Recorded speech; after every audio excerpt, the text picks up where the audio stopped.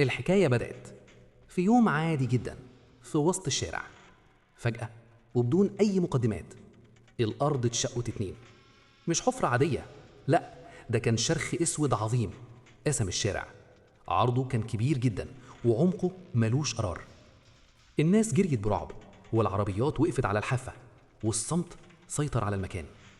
بعد الدوشة الحكومة أخلت المكان بسرعة وكان لازم يعرفوا إيه اللي تحت. مفيش أي تكنولوجيا معقدة نفعت، وعشان كده قرروا ينزلوا البشر. جابوا ونش كبير وحبل صلب سميك جدا، وجابوا واحد من أشجع جنود القوات الخاصة. ربطوه في الحبل كويس وادوله كشاف قوي وكاميرا بتنقل صورة مباشرة للشاشات اللي فوق، وقالوا له انزل شوف في ايه تحت. وبالفعل الجندي بدأ ينزل في قلب الحفرة السوداء. المتر عدى ورا المتر، 100 متر عدوا، 200 متر عدوا، والناس كلها واقفة فوق محبوسة أنفاسها وعينيها على الشاشة. الجندي كان باين نقطة صغيرة بتنزل في بحر ضلمة. الكاميرا كانت بتصور حيطان صخرية سوداء وصوت هوا بيصفر. وفجأة الجندي وقف وصرخ في اللاسلكي بصوت مرعب وقال: في حاجة بتتحرك تحتية، يا جماعة اسحبوني بسرعة. قبل ما المشغل يلحق يدوس على زرار السحب، الحبل المشدود ده بدأ يتمرجح يمين وشمال بكل عنف. وفجأة صوت حصل خلى قلوبنا تقع والحبل ارتخى تماما. الونش سحب الحبل بسرعة، ولما طلع كان الطرف مقطوع. مش مقطوع بسكينة، لا، ده كان مقطوع بعنف، وكان فيه وحش قطمه. بعد كده الجندي اختفى والكاميرا فصلت. الحكومة ما سكتتش وقالوا يمكن صدفة، وعشان كده نزلوا واحد تاني وتالت. ولكن السيناريو بيتكرر بحذافيره. ينزلوا يصرخوا والحبل يتهز ويطلع مقطوع. مفيش ولا واحد رجع ولا حتى جثة واحدة. الناس بدأت تبعد عن الحفرة برعب حقيقي. يا ترى ايه اللي تحت بياكل البشر وبيقطع الحبال الصلبة دي؟ محدش كان عارف إننا مش المفروض ندور على اللي تحت، لأن اللي تحت ده هو اللي كان طالع لنا. بعد 6 شهور من الحادثة دي وفي يوم كئيب، الأرض بدأت تتهز مرة تانية. بس المرة دي الهزة كانت عنيفة ومستمرة، وكان زلزال بقوة 10 ريختر بيضرب العالم كله في نفس الوقت. ساعتها كنت بتابع الأخبار في التلفزيون، وشفنا البث المباشر من نيويورك، وشفنا أيادي رمادية ضخمة طلعت من الشقوق ومسكت في حواف المباني والشوارع. صوابعهم كانت طويلة بشكل مرعب والضوافر سودة ومكسرة وحادة زي الخناجر. في الوقت ده العمالقة طلعوا، والواحد فيهم طوله يعدي 50 متر مرتاح، يعني حرفيا ناطحة سحاب بتمشي على رجلين. جسمهم كان عريان خالص وجلدهم كان رمادي مشقق زي الأرض الجافة. وشوشهم ما فيهاش مناخير ولا ودان، بس عيون سودة واسعة وبق مليان سنان صفرة مش منتظمة. أول ما طلعوا مفيش لا تفاهم ولا تفاوض، بدأوا يمشوا ويدوسوا على الناس، وحرفيا كانوا بيدوسوا على العربيات والناس والمباني وكأنهم شوية نمل قدامهم. وعلى طول الجيش الأمريكي والناتو نزلوا بكل تقلهم، وشفت بعيني دبابات بتضرب قذائف مباشرة في رجل عملاق. القذيفة انفجرت والدخان طلع، وافتكرنا إنه خلاص وقع. بس لما الدخان راح لقينا العملاق واقف، كان في بس خدش بسيط في رجله بينزل سائل اسود لزج. بس ده ما زعلوش، لا، ده خلاه يغضب. العملاق وطى وشال الدبابة اللي وزنها 60 طن بإيد واحدة ورماها على دبابة تانية وراها وفجرهم هما الاتنين. الطائرات الحربية كانت بتضرب صواريخ جو أرض. الصواريخ كانت بتعمل انفجارات في جسمهم، بس العمالقة دول ما بيحسوش بالألم. واحد منهم مد دراعه طويل في السماء ولقى طيارة وهي بتعمل مناورة وخبطها في الأرض وانفجرت. البشرية كانت بتخسر بسرعة رهيبة، المدن بتتساوى بالأرض في ساعات، والقيادات العسكرية في العالم قررت تلعب آخر ورقة اللي هو النووي التكتيكي. التحذيرات انطلقت وصفارات الإنذار خرمت ودنا. أنا ومراتي لينا كنا جهزنا نفسنا ونزلنا قبو قديم تحت عمارة سكنية متجهز من أيام الحرب الباردة، وقفلنا كمان الباب المصفح علينا وحسينا بالهزة الأرضية المرعبة. لما القنابل نزلت القبو حرفيا كان بيرقص بينا، والتراب بيقع من السقف، والكهرباء كمان قطعت. قعدنا في الضلمة مستنيين الموت أو النجاة. عدى يوم واتنين وتلاتة، ولما اتجرأنا وشغلنا كاميرا المراقبة الخارجية كانت لسه شغالة بالصدفة على بطارية احتياطية. وساعتها بقى شفنا الكابوس، العمالقة واقفين وسط الدمار والرماد النووي. جلدهم محروق شوية بس، ولكن لسه عايشين، وعينيهم بتلمع بلمعة مرعبة أكتر. النووي دمر البشر، دمر الحضارة، بس العمالقة فضلوا واقفين أسياد للأرض المحروقة. عدى 3 سنين وإحنا مدفونين جوه القبو ده. الحياة كانت جحيم بالبطيء. الأكل المعلب كان بيخلص، والمية بقت مقرفة ومليانة رواسب وصدى. كنا عايشين زي الفيران وخايفين نعمل أي صوت. لينا كانت بتحاول كل يوم تصلح جهاز استقبال راديو عسكري قديم لقيناه في القبو، وفي ليلة والجهاز بيعمل وش سمعنا صوت بشري ضعيف جدا، وكان بيقول: إلى الناجين، الملاذ الأخير في الشمال، جبال القلب، البوابة الميكانيكية. بصيت لي لينا ووشها كان أصفر وعظمها باين، وأنا حرفيا كنت زي الهيكل العظمي. الموت هنا مجرد مسألة وقت مش أكتر، والموت بره احتمال وارد، ولكن في فرصة 1% إننا نعيش. عشان كده اخترنا إننا نخرج. جهزنا شنطنا وكشافين بطاريتهم ضعيفة وحبل غسيل طويل وقوي وإزازتين مية. المشكلة الأولى كانت الباب. باب القبو المصفح كان مصدي وما اتحركش من سنين، وقعدت أزق فيه بكل عزمي وهو مش راضي يتحرك. لينا جابت ماسورة حديد وحاولت تعمل عتلة.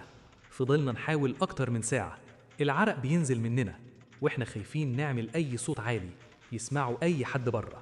وأخيراً الترس عمل صوت طرقعة والباب اتحرك 20 سنتي. زقينا نفسنا وخرجنا بصعوبة.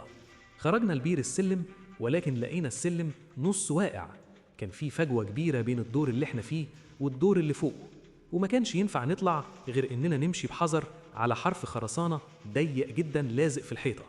أنا عديت الأول وشاورت لينا تيجي ورايا، وهي بتعدي رجليها اتزحلقت على شوية حصى. سرحت، وقعت في الفراغ، بس لحقت تمسك في حرف السلم بإيد واحدة، وكانت متدلدلة في الهواء وتحتها سواد. ساعتها طبعا قلبي وقع في رجلي، ووطيت بسرعة ومسكت إيديها وشدتها بكل عزمي لفوق. طلعتها بعد كده وهي بتترعش. قعدنا دقيقة ننهج من الرعب قبل ما نقوم ونكمل طريقنا لمدخل العمارة. أول ما خرجنا للشارع الريحة ضربت في مناخيرنا، ريحة حريق وعفن وموت. المدينة كانت عبارة عن هيكل عظمي للمدينة، مباني نصها واقع وعربيات مصدية ونباتات شيطانية طالعة في كل حتة ومغطية العربيات. السما لونها كان رمادي كئيب جدا. بصينا لبعض ومسكنا ايد بعض وبدأنا رحلة الجحيم، وكنا ماشيين على رجلينا من غير أي حماية. مشينا في الشوارع الجانبية الضيقة عشان نتفادى الميادين الواسعة اللي العمالقة بيمشوا فيها. الأرض كانت مليانة إزاز مكسور وحجارة، وكل خطوة كانت بتعمل صوت قرمشة تحت جزمنا، وده كان بيوترنا جدا. وفجأة سمعنا صوت بيعمل خبط بانتظام. الأرض بتهز تحت رجلينا والمية في البركة الصغيرة بتترعش. استخبينا بسرعة ورا محل مهدوم، ومن ورا الحيطة المتكسرة شفنا مشهد يوقف القلب. عملاق ماشي في الشارع الرئيسي، حجمه كان مهول جدا، جلده مليان ندوب وحفر، وكان ماشي بكل بطء وبيكسر عواميد النور برجله وهو مش حاسس. المشكلة إن طريقه كان قاطع طريقنا ولازم نعدي الناحية التانية عشان نكمل للشمال.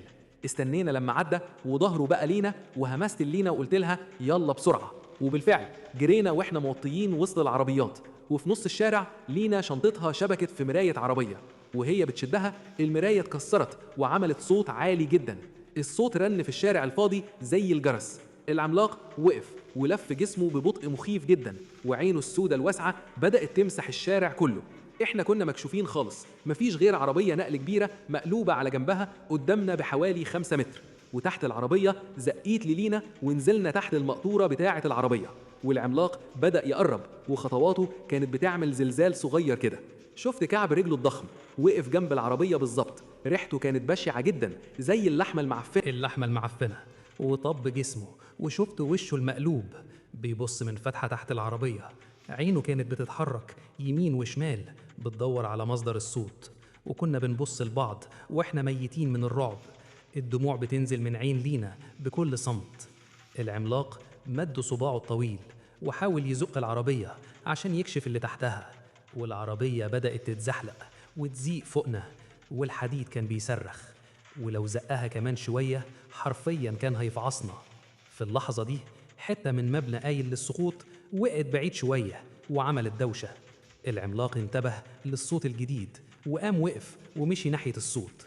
استنينا دقيقة وزحفنا من الناحية التانية وجرينا ودخلنا في مدخل فندق مهجور، وطلعنا نجري على السلالم للدور التاني واحنا بننهج عشان نبعد عن مستوى الشارع وعشان نهرب من الشوارع المكشوفة.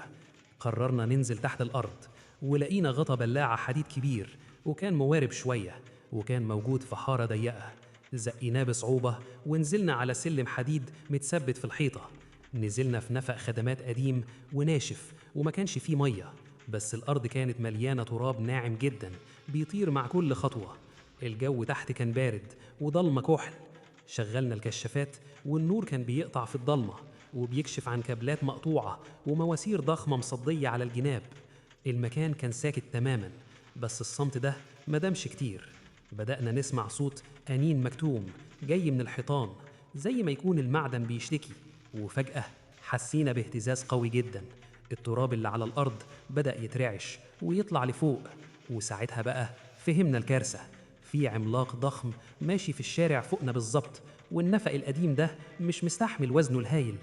بصينا للسقف الأسمنتي فوقنا وشفنا شرخ صغير بدأ يظهر وكان بيجري بسرعة زي التعبان بطول النفق، وصوت طرقعة الخرسانة كان بيرن في ودنا، والسقف كان هينزل علينا. صرخت ومسكت إيد لينا وجرينا بأقصى سرعة، وكنا بنجري في النفق الضيق والكشافات بتتهز في إيدينا، وورا ظهرنا بدأنا نسمع صوت انهيار مكتوم، وكانت الدنيا بتطبق على بعضها.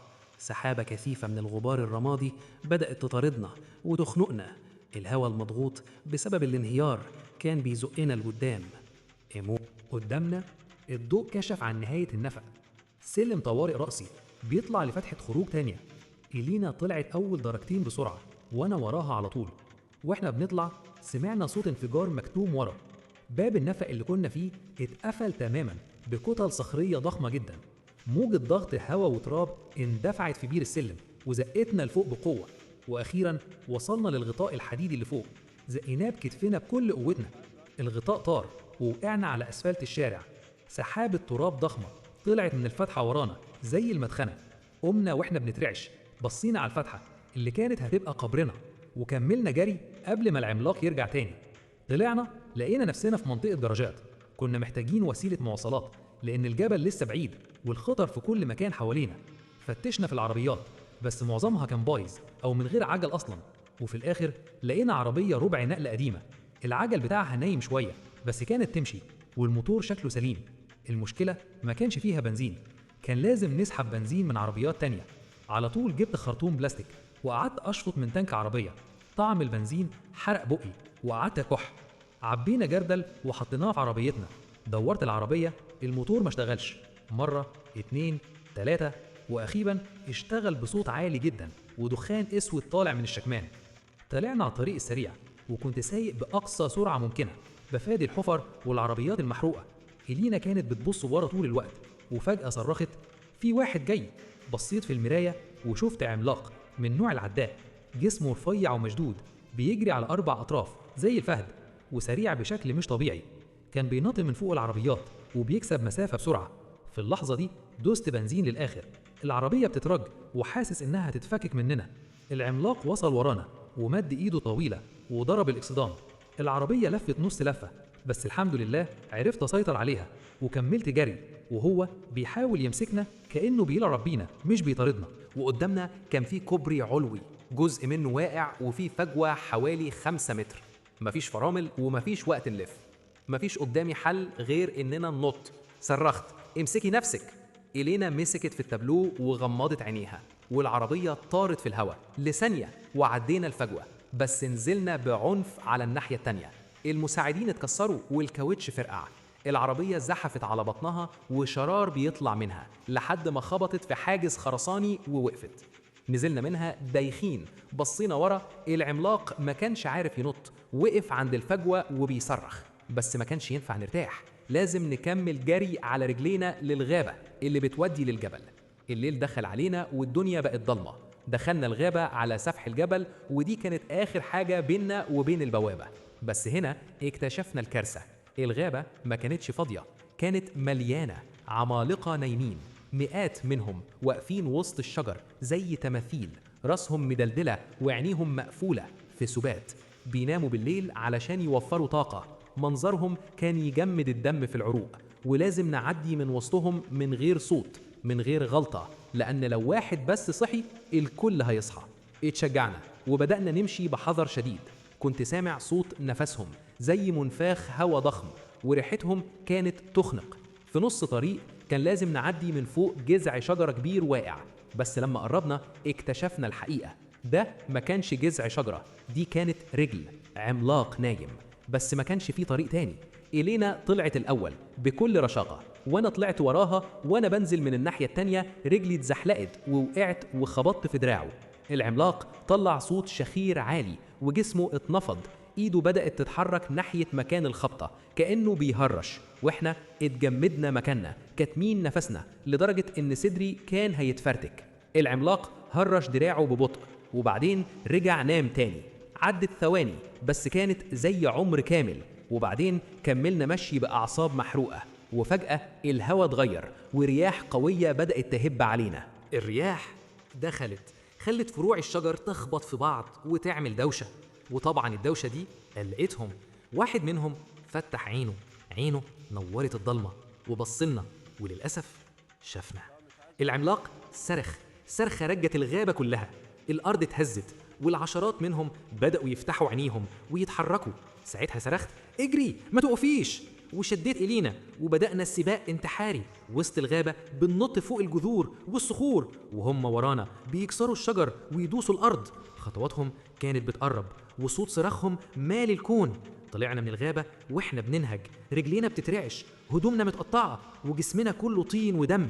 قدامنا منحدر صخري صعب جدا، وفي آخره الحلم. بوابة دائرية ضخمة محفورة في قلب الجبل، مفتوحة على مصراعيها، ومن جوه ضوء أصفر دافي وهوا نظيف. ده الأمان، ده كل اللي كنا بنحلم بيه. ما كانش في وقت، البوابة مفتوحة كأنها بتنادينا. جرينا وطلعنا الجبل، وورانا صوت تكسير الشجر بيقرب. بس المصيبة الحقيقية ظهرت فجأة من فوق الجبل نفسه. عملاق ضخم جدا، عضلاته مفتولة ووشه مليان غضب. نط من فوق صخرة عالية ونزل في النص بالظبط بيننا وبين البوابة. الأرض اتهزت تحت رجلينا والغبار طبع في وشنا. العملاق ده كان مختلف، ده كان صياد. بصلنا احنا الاتنين وابتسم ابتسامة مرعبة. رفع ايده الضخمة وضرب الأرض قدامنا ببوكس واحد. الصخر اتشرخ وموجة انفجارية ضخمة خبطتنا. أنا اتطيرت ناحية الشمال قريب جدا من فتحة البوابة، لكن إلينا اتطارت ناحية الركن اليمين ووقعت بعيد في منطقة مكشوفة ومنحدرة. قمت وأنا دايخ بصيت حواليا. أنا دلوقتي بيني وبين البوابة خطوات بسيطة والطريق فاضي خالص، لكن بصيت الناحية التانية شفت إلينا بتحاول تقوم، رجلها مصابة. العملاق لف جسمه وبص عليها وقرر يهجم عليها هي الأبعد والأسهل. إلينا بصت له وبعدين بصت لي وأنا واقف قدام البوابة، وأنا حسبتها في ثانية واحدة. لو حاولت تجري ناحيتي العملاق هيوصلنا إحنا الاتنين عند الباب وهنموت سوا، ولو أنا اللي جريت ناحيتها مش هنلحق نرجع للبوابة والعملاق هيفرمنا في النص. إلينا أخذت القرار الأصعب، بصت لي وعيونها مليانة دموع وصرخت بأعلى صوتها ادخل يا مارك استناني جوه. وبدل ما تجري ناحيتي لفت ظهرها وجريت في الاتجاه العكسي تماما ناحية الغابة الضلمة وحافة الجبل. كانت بتصرخ وتعمل دوشة عشان تشد انتباه العملاق وراها وتبعده عني وعن البوابة. صرخت لها لا وحاولت اخد خطوة ناحيتها، بس في اللحظة دي العملاق بلع الطعم، زقر بصوت مرعب وجري وراها وساب البوابة. وشفتها بتجري وهي بتعرج وتدخل وسط الشجر في الضلمة والعملاق وراها لحد ما اختفوا الاتنين في السواد. وصوت خطواته بدأ يبعد وانا واقف على العتبة بالظبط. ورايا البوابة مفتوحة، نور دافي، هوا نظيف، وحياة كاملة مستنياني. وقدامي الغابة الضلمة، صوت تكسير الشجر وزئير العملاق ومراتي اللي بتجري للموت عشان تنقذني. الزمن وقف، رجلي اتسمرت في الأرض كأني تمثال، عقلي بيصرخ ارجع ادخل عيش دي فرصتك الوحيدة، وقلبي بيتقطع وبيصرخ اطلع روح وراها ما تسيبهاش تموت لوحدها. جسمي بيترعش وعيني رايحة جاية بين النور والضلمة، بين الحياة والموت. أنا واقف في النص مش قادر آخد خطوة للأمان ولا قادر آخد خطوة للجحيم. ولحد هنا بنهاية الجزء الأول من قصة العمالقة. تفتكروا بقى مارك هيعمل إيه؟ هيدخل البوابة ويختار حياته، ولا هيرجع للجحيم ويدور على حب حياته؟ اكتبوا توقعاتكم في الكومنتات تحت، ولو عجبكم الجزء ده قولولي وانزل لكم الجزء الثاني فوراً.